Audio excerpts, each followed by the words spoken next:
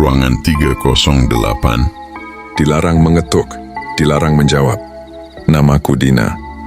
Aku seorang perawat baru yang ditempatkan di RSU Dharma Kasih, sebuah rumah sakit tua peninggalan Belanda di pinggiran kota. Sudah banyak cerita yang beredar tentang rumah sakit ini, tapi sebagai tenaga medis, aku mencoba rasional. Namun, semua berubah sejak aku masuk ke shift malam. Malam pertama berjaga, perawat senior Bu Wening memberikan satu pesan ganjil saat briefing.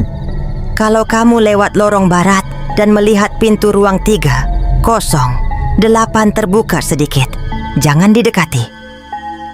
Kalau terdengar suara minta tolong dari dalam, abaikan.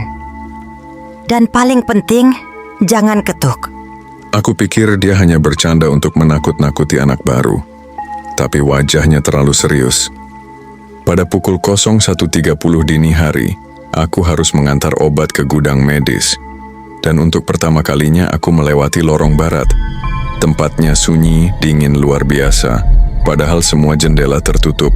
Aku melewati pintu bertuliskan 308. Tertutup rapat, namun ada bekas goresan panjang seperti cakaran di kusen kayu. Dan saat aku lewat, seseorang mengetuk dari dalam. Aku tidak menjawab, tapi mulai malam itu, setiap aku lewat lorong itu, suara-suara itu makin jelas. Suster, tolong aku. Aku tak bisa bergerak. Udah lama aku di sini. Beberapa kali aku lihat pintunya sedikit terbuka, dan dari celahnya muncul bayangan kaki. Berdiri diam menghadap keluar. Aku bertanya ke dokter jaga, tapi dia cuma bilang, 308 sudah tidak dipakai sejak kejadian itu. Saat kutanya kejadian apa, dia tak menjawab. Hanya diam lalu pergi. Rasa penasaranku tak terbendung. Aku menyelinap ke ruang arsip, ku cari dokumen lama tentang ruang 308. Dan kutemukan satu berkas tua, sudah berdebu dan nyaris dibakar.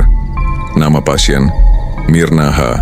Masuk tahun 1987. Diagnosa, katatonik setelah membunuh perawat.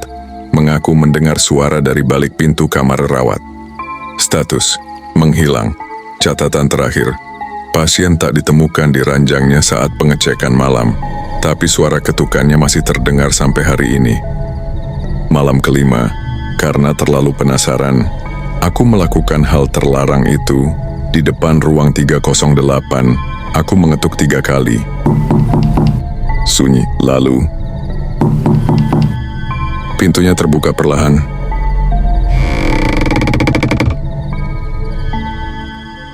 Aku melangkah masuk. Lampunya mati, ruangan kosong.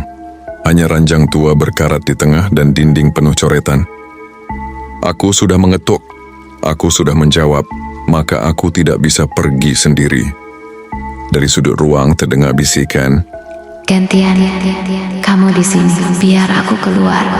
Aku menoleh, dan sosok perempuan kurus, wajahnya kosong tanpa mata, berdiri hanya 2 langkah di belakangku. Aku lari keluar secepat mungkin. Tapi sejak malam itu, ruang 308 selalu terbuka. Semua perawat mendengarnya, semua pasien melihatnya, dan aku sekarang mulai mendengar suara ketukan dari balik dinding kamarku sendiri. Suster Dina, kamu belum gantian. Dan sejak saat itu teror pun terus berlanjut dan semakin intens. Terima kasih telah mendengarkan cerita sampai akhir.